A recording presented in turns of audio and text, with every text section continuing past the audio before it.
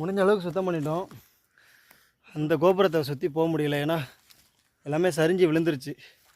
விழுந்ததுனால பார்த்திங்கன்னா அந்த கோபுரத்தை சுற்றி போக முடியல. இதுதான் சக்தி இருந்த இடமா அம்மன்.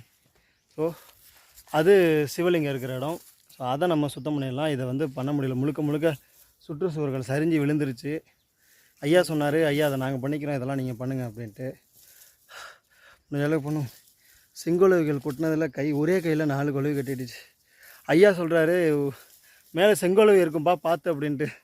எல்லா வேலையும் முடிஞ்சு கடிச்சதுக்கப்புறம் வந்து சரி ஓகே, நம்மளோட வேலையை போய் நம்ம பார்ப்போம். இன்னும் நிறையா இருக்குது. சில இடங்களில் கை வைக்க முடியல, புதராக செங்கொழுவிகள் அதிகமாக இருக்குது.